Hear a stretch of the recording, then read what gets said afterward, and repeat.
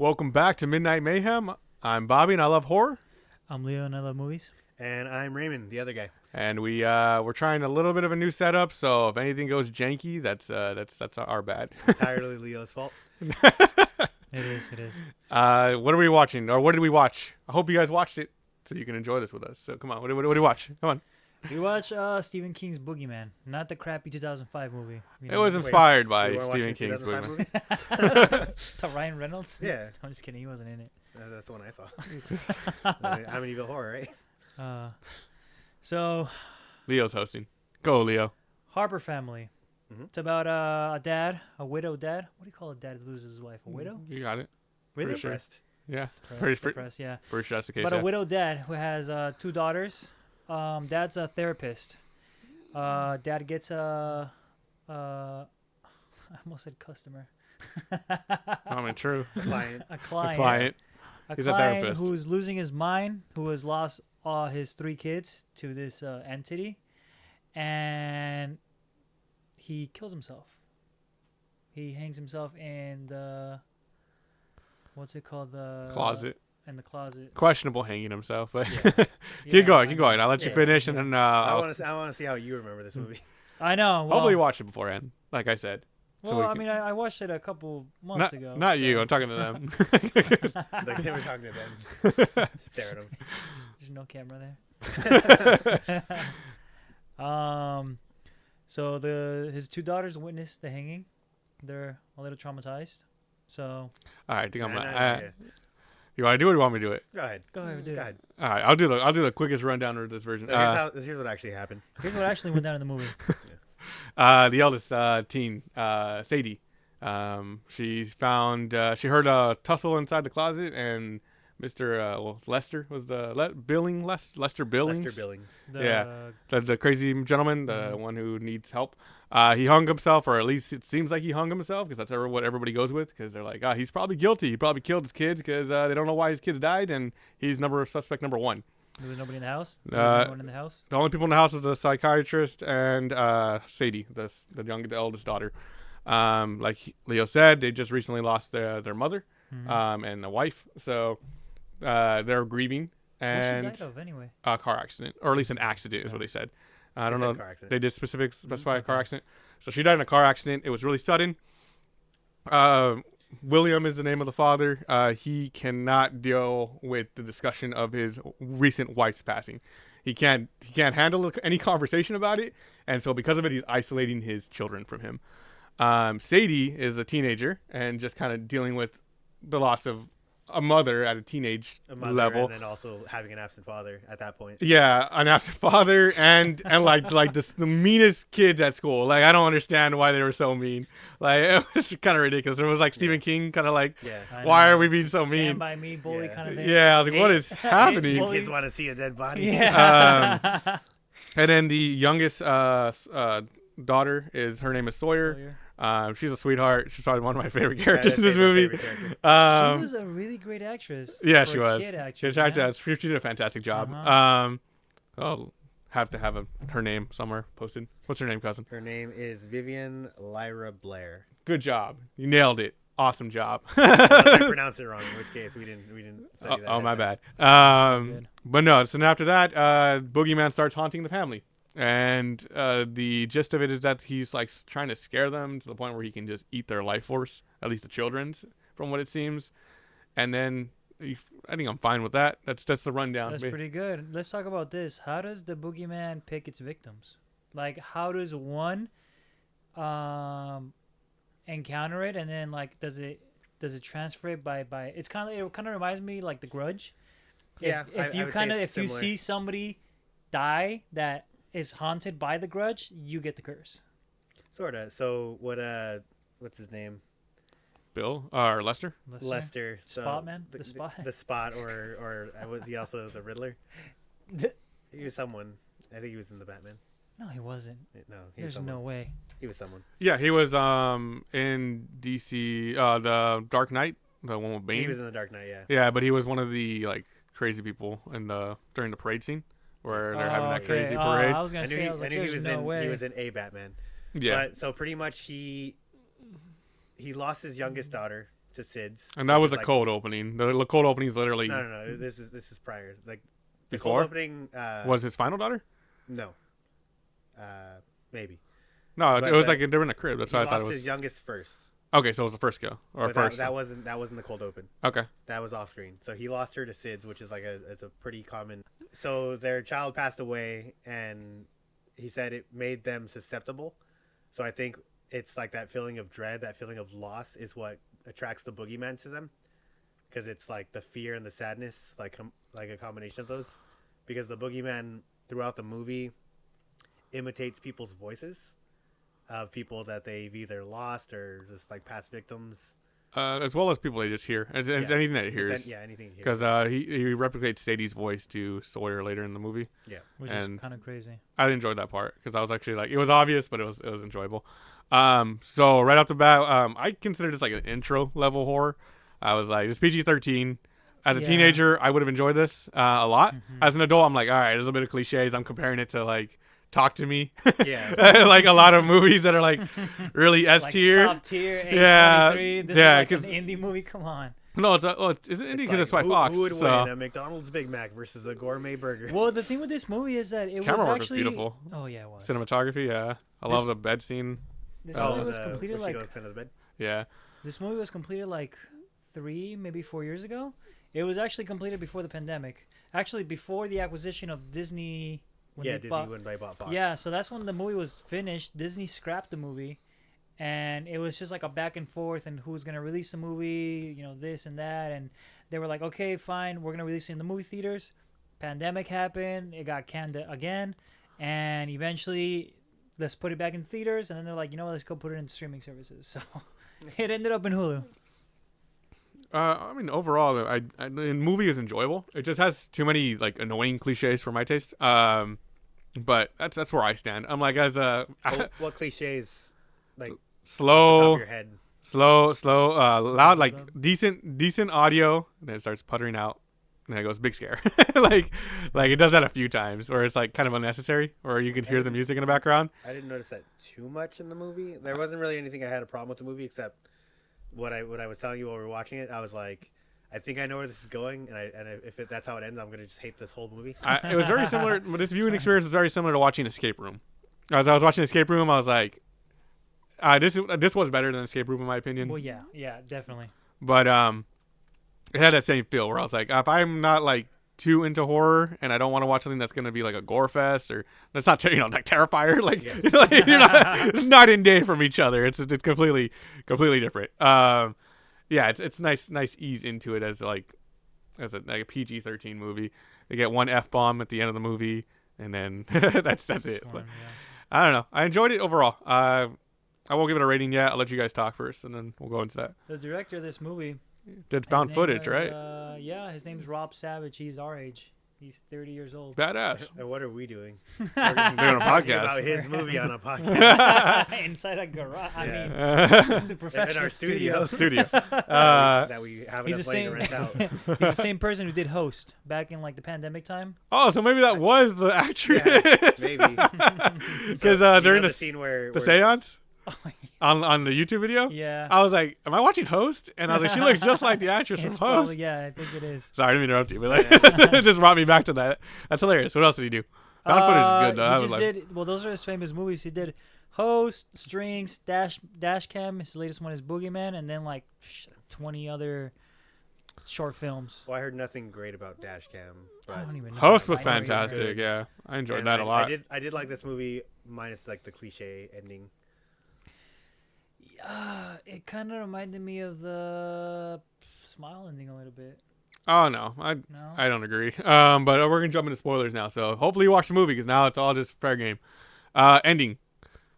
Kind of cheeks, kind of ass. I enjoyed the movie every point up until the ending. Well, they did have a build up for it. There was a technically, build up, but it was like there were certain things where it was like, is this? she was just like, "Mom, if you're here, like move the candle or whatever." Yeah. Move the And lighter she's talking left. to her therapist, and the therapist like, "Oh, like well, like sometimes I still feel like a presence of my dad when he passed." And I was like, "Oh my god, like the mom's gonna show up at the end of the movie and like save them from the boogeyman or something," which it wasn't far off.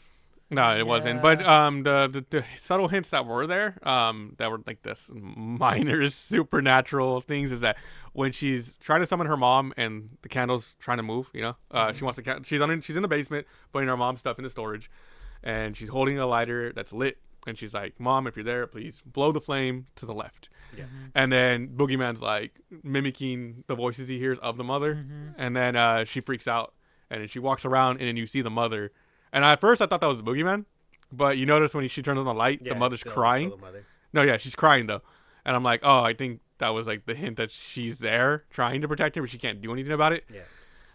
And then there was one more that was earlier in the film. Before that, it was she's like, move the flame to the left, and then it moves to the left, but it was Sawyer coming into the room saying like, hey, like there's something in my room.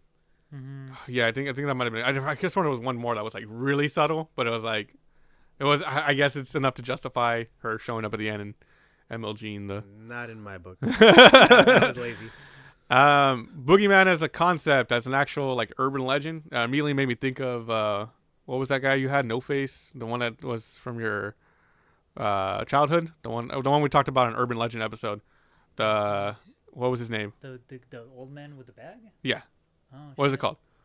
El hombre con la bolsa. Yes. I was like, oh yeah, he basically reminds me of that, like almost exactly. Even when Kidnaps kids. Oh, it kidnaps kids, but when he pries open his mouth, because when you find out like the Boogeyman has like a shell, it's kind of like the monster. What was it called? From the ritual. From the ritual, it was a Johann, right? It's pretty sure it's a Johann. He basically it's a body inside the mouth, and he crawls his way out. And I was like, immediately when I saw his face, he has like no nose, and I was like, oh, that reminds me exactly what Leo was talking about. I mean, as an urban legend, Boogeyman is just like you misbehave. He'll come and get you. He'll come and get you. You don't clean your room. Brush your he'll teeth. come and get you. You get laugh, he'll come and get you. It's like so. It's like, my immediate expectation going into this, I was like, is this gonna be a creature feature? Like, I hope so. I hope that's gonna be over the top. I was a little surprised that it ended up being what is it called when you have like you should know the archetype, or it's about a grieving family. Hereditary. Yeah, but it has an archetype. Yeah.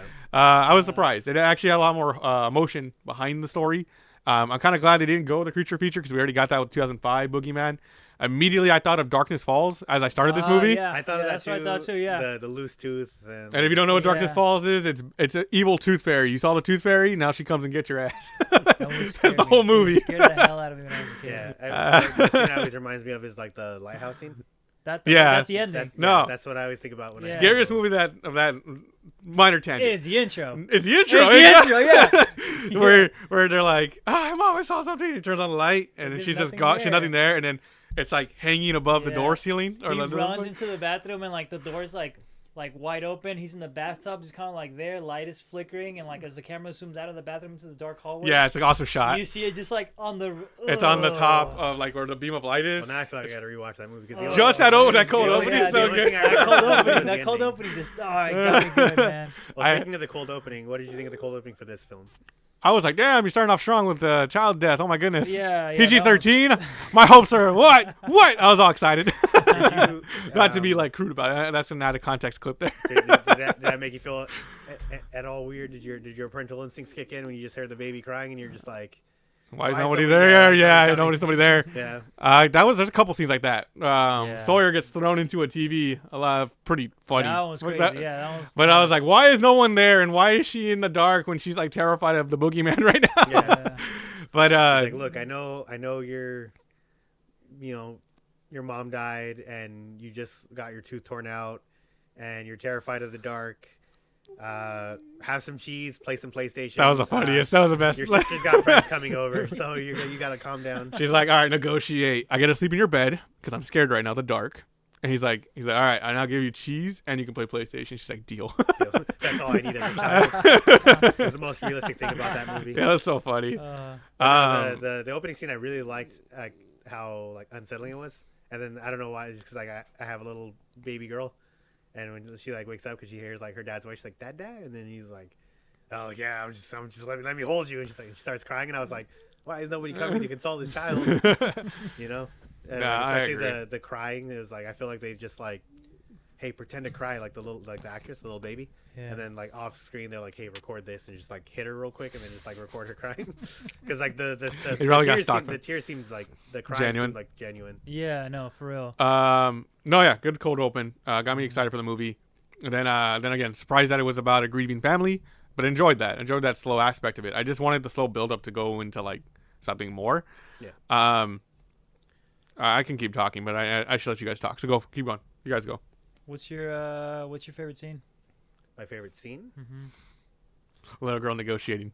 That was my favorite Literally, scene. we were watching it before you got here, and he was like, "My favorite scene's coming up," and I was expecting like something scary to happen, and the little girl was like eating cheese, just like a gremlin, and he's like, "All right, like you can play PlayStation as long as you want, just don't bother your sister." That was my favorite scene. It was a nice little moment. Favorite scene. I think I'll say the cold open, just because it's kind of what told me on the movie when I started watching. I was like, okay, like I was expecting a good horror movie. When you were like, oh, we just watch this one, I was like, oh. When I heard the name guess... Boogeyman, I was like, I don't expect this to be much. I was like, oh, cash grab, like just use a famous IP and just like make a movie. And then I was surprised at the end where it was like inspired by Stephen King's story, and I brushed up on it right before we started recording. It's a short story. Yeah, it's just about the Lester's appointment with the psychiatrist, talking about his family having passed, and then it ends. Well, it's minor spoiler for that if you care about it. That the psychiatrist he was seeing was actually the boogeyman, or he was talking to the boogeyman. Like that's the short story of it. So they took that concept in the beginning portion and just made its own story from there, which is kind of cool. I mean, that's pretty. It's inspired by like a jumping off point. Yeah, I think that's really sick. I thought it was originally because I was watching some content about it, and I thought maybe it was like the cold opening was the end of Lester's story. Like I thought it was the short story into that cold opening, but no, it's actually just that psychiatrist scene. Like a reference to it. Yeah. So like the actual story Inspired by Stephen is King's it? story, yeah. Yeah. What did you guys think of? To be honest, one of my favorite characters was Rita, Lester's wife. She was. Why? I'm like, what? She was nuts. Yeah, she was crazy. But like, that's the my Lester's favorite. wife. Oh yeah, I was like the other one one of was my not favorite even scenes involves when like she tries to use Sadie as bait. Yeah. as bait. Now, is that your favorite scene? I love that. Yeah. She's like hunting the boogeyman out with the shotgun. I was like, oh my god! And then obviously, when she gets mauled by it. Yeah. But, Yeah, she gets ripped down the middle. yeah. That scene. Like hot dog or hamburger. Hamburger. Yeah. For the You audience. said down the middle, and I was like, what do you mean by that? Oh, gross. And I understand. This ain't a Terrifier, man. That's what I was saying. You said down the middle. Yeah, it was funny because she's like, You want to explain that scene? get out of here or whatever, right? And then she calls it like, hey, I think I know how to kill the boogeyman. I was like, oh, like, it would be interesting if like she gets to the house and she's just dead. And I thought she was gonna be the dead. boogeyman was like, hey, hello, I got free Prank minutes. calling. Yeah, prank At calling her. first I was like, oh man, like the boogeyman has her possessed and like she's using her to kill Sadie, So at that point I was like, oh, that kind of sucks because it's like it just gives an excuse for the boogeyman to work behind the shadows and use people as like his puppets. And I was like, okay, well, I guess it's an excuse to like not use him as much. But then I saw what she was trying to do, and I was like, okay, that's actually pretty cool, She was like chasing him down with the shotgun. Yeah. I was like, all right, that's pretty crazy. She's went full Rambo on the boogeyman. Credit where credit's due. I like the fact that they didn't show the boogeyman too much. Hell They yeah. did their best to just keep him out of sight, out of mind. Yeah. The only thing is that some scenes are really dark. I was kind of so about that. But there's some scenes like when Sawyer's watching TV. Yeah, it's all dark. It's all dark, and you see like the silhouette of the boogeyman in the background. Yeah, from the red light. From the red light appearing and disappearing, and then sometimes it makes you wonder, like, was that him? Because it's so dark that it makes you think, like, am I? Like there's sometimes where there'll be a scene where they're in like a dark room or whatever, and you just see the eyes. Yeah. And you're kind of thinking like, is that him, or do I have like a reflection on my screen? Or exactly. Yeah. No, but there's some scenes where like legit, like it's really dark, and they purposely put his silhouette in the background and they take him out, so it makes you wonder, like, is that like the conscious of my TV? I went back and I was like, no, yeah, that's definitely, you see that silhouette. Like the scene where she comes home from school and Lester's in the house and she hears like the struggle and she opens the closet door, like you see him in the door Yeah, hanging, yeah. but they don't draw attention to it. Uh-huh. And then eventually when they close, the door closes, and that's when they see him hanging. Yeah. Because I saw that and I was like, oh, is that supposed to be like something? Yeah. Or like, is that what I think it is? Is that just him? And then it was. I also really enjoyed the way he always like spawns behind your, say like spawns Yeah. behind people. Like Yeah, I know. as long as it's dark behind, he spawns there. Like I enjoyed that aspect of it because it was like she looked at him and just a second ago, he fades into darkness and then he's behind her. I was like, oh, that looked really cool. It's like that Mortal Kombat character who just goes. Noob Saibot? underground. Yeah, that one. Yeah, Noob Saibot. That's kind of awesome that you said that. It reminds you of Darkness Falls because like That's was- immediately I what was- I thought of. I was thinking the same exact thing, and I was like, I thought wonder- the same thing too, just because like with the tooth and everything. Yeah. Yeah, I mean, I was thinking the same thing. I was like, I wonder if anybody's gonna get that reference because it's like when 'Cause we're Darkness old. Falls. No, I know, but Darkness Falls like it got overshadowed by The Ring. It Yeah. came out, I think, the same year as The Ring. And it's nowhere near as good. But No. I mean, it's because it's about an evil tooth fairy. So like, It seems silly, but I think it's hilarious. I don't think it is about an evil tooth fairy. I think it's just like an evil like presence, but the kid referred to it as the tooth fairy because that's what he thought it was initially. no, I don't think it's it's an actual technically, tooth fairy. It was- it Nightmare, can't- Night Before Nightmare on Elm Street. it came there for the tooth, and then because he saw, or was it he, right, little boy? Mm-hmm. He saw her. Then it was like, oh no, you can't live. That was the gist of that movie. So maybe I don't know, maybe like you said, it's an entity, but I'm pretty sure it was a tooth fairy, which is hilarious. All right, back to the main should do movie. that We're talking today. about Boogeyman. The Easter Bunny coming this summer. Maybe think of ABC's of Death had an evil Easter bunny, right? Or there's two of them. I don't remember them all. Yeah, the first one. Pretty sure it was like, yeah. So what you guys? Say, so you guys hated the ending I didn't with like it. I the thought it was with the very cliche. mom. I What did you guys think of the actual ending? The ending. I It's guess whatever. like The ambiguous ending. the epilogue. cliche ending, there was like, it's alive, but we don't know. No, it's But like, it's is the like, top nah. still spinning? The Yeah. credits are gonna Yeah, start. yeah. I was like, all right. I It's was the like, that's credits are gonna fine. start I with expected the It's that. a dream within a dream. Yeah. And when the movie ended, I was like, I expected the movie to end with that. Like, there wasn't no surprise there. I guess you could say it was symbolic because he was basically like they were closing the door on like that part of their life True. as opposed to like opening it to see if there was anything in there. Yeah. Baba But as far as Duke. what was it? Baba Duke. Baba Duke. Duke. But I think just as like he's still alive, like you can't stop the boogeyman. I think that's a kind of whatever ending. Yeah. But if you try and think more like symbolic on it, it's like okay, like that's fine. It still just left a bad taste in my mouth that they were just like, thanks mom, and then they just burn it. And then I couldn't help myself from thinking of like worse horror movies. Like if they just like No, there's definitely better, No, worse horror movies. like guess- if there were certain scenes that were just from a worse horror movie. Mm-hmm. It's like, you know how they were having trouble with the lighter? Yeah. And then that girl was like, oh, amateurs. And then she like lights it on her first try. Imagine like the dad just like lights it. He's like, you're amateurs. Oh, Like, from there- a there's lesser certain- there- movie. Yeah, there's certain okay. things. And like, let's say it would have been dumb if the door opened in the therapist office. Mm-hmm. And she was like I always carry these around now. And she just has a lighter and a can of aerosol spray. It's pretty funny when this movie was being made. The producers were really scared after Of what? obviously after it was being pushed back and all that. They're like, okay, we got to do a screening, but obviously the first person they're gonna do the screening to is Stephen King. Ah, okay. And they were terrified of showing it to him because they're like, they heard from, I think it was his manager or somebody really close to Stephen King. They're like, look, are you guys sure you guys want to do that? Because Stephen King is really, really expressive with Yeah, his opinion. He's not gonna sugarcoat it for you. No. Did they get permission beforehand? Do you know? They got permission, yeah. Okay, I was like, But, that'd be but double. at the same time, they're like, we gotta show it to him, Yeah. because obviously the most infamous one is The Shining. Stephen King hated it, Yeah. and he made it publicly known that he hated it. So when the But production to be team, fair, he was wrong. oh yeah, he was totally terribly wrong. wrong, yeah. And then he made an even shittier movie. Why are you guys making an enemy out of Stephen King? Because I can outlive him. Because No. when Stephen King tries to make a serious movie, it sucks. When he tries to Unfortunately. make his a goofy movie like Maximum Overdrive, that movie's awesome. We should do that movie. That movie's We cool. should do Maximum Overdrive. That movie's I haven't seen it awesome. since I was a child, so that'd probably that be movie's good. awesome. Great soundtrack. Anyway, they showed it to him, and they were like, if there's a person that says they're gonna hate it, it's gonna be him. And he says that they got sent a essay Cease and long. desist. No, That's I thought you were gonna say they got that. sent, Don't like, even make the movie. they got sent an essay long, just praise of the movie. Stephen King said it's the best movie based on his work ever, and I'm like, really? Have you seen The Shining? Have you Dr. seen Maximum Sleep. Overdrive? Doctor Sleep.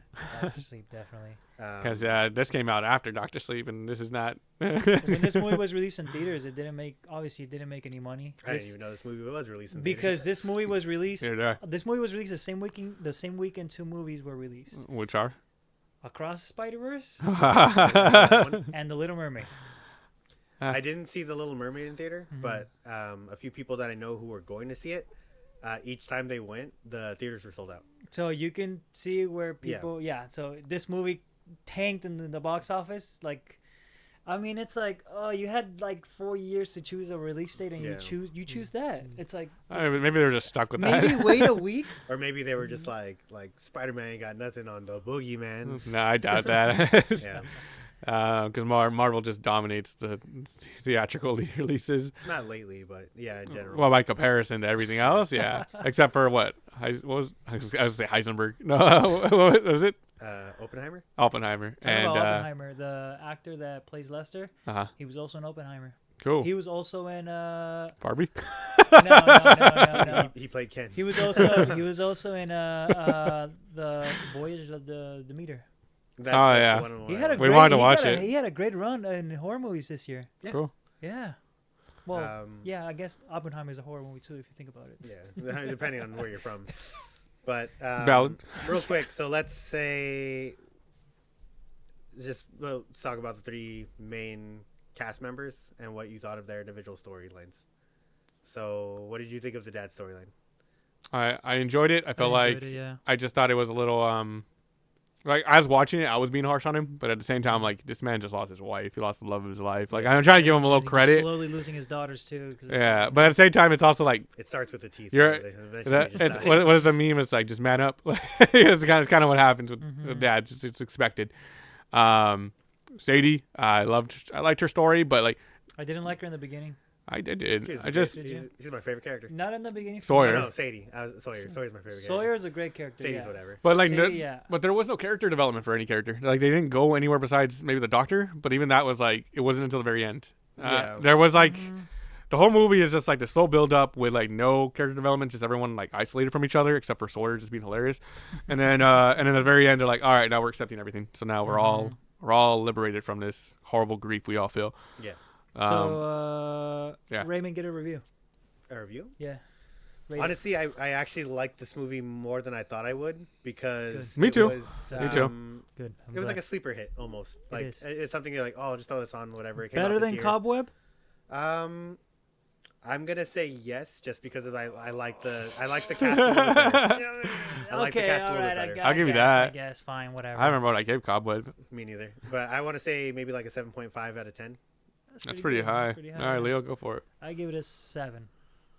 Oh yeah. 5 out of 10. No, I give it a 7. You give guys, Cobweb a I was gonna 7.5. say 6 when I feel like 6.5. Just I'm not being Oh mean. my god, for the first time. Yeah, I liked it. I liked it for what it was, but it's like okay, no, I should rephrase this. I like it for what it was.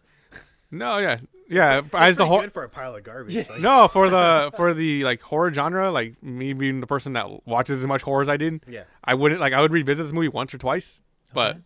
that's about it. And no part of it was like, oh my god, I saw something new. Yeah. Yeah, but I felt like think this. it's perfect. Like it's a great gateway horror. Yeah, as a gateway horror, as an intro to horror, like if I was first time watching horror movies, then I would give it like a 7, Yeah, well, 7.5. because where you saw the tropes in horror movies, because how many horror movies? Yeah, it's hard not to compare it for me, but if you were watching like a first time viewer, it's like, oh, like I never really watched scary movies. Like, okay, well, watch this one. It's not. it's not Crazy. gonna make Yeah, Yeah. Like, you're not gonna wet the bed, right? Yeah, You're not exactly. gonna wet the therapist's chair. Mhm. I agree with that. As I think as an entry level horror, I think the 7.5 is valid. I think as a veteran horror watcher, it's a 6. Yeah, I'm gonna stay with the 6 because I would rewatch Cobweb like 3 or 4 times, where I'd watch this like with my nephew when he's old enough. Like I'll watch this, be like, oh, you want to watch something kind of scary for it's Halloween? Here's this. Okay. All right. There was the one scene that you wanted to talk about, which was the There's a couple scenes, the but therapist who was just like, "Oh, you're afraid of the dark, huh? How about this?" And she oh brings out yeah, that was just scared the shit out of the little girl. I was like, why? So the scene is that the therapist is like exposure therapy. You're seeing monsters. Gonna get this red light. Gonna turn it off and on. It's gonna blink in and out, and you're gonna know that there's nothing inside the dark.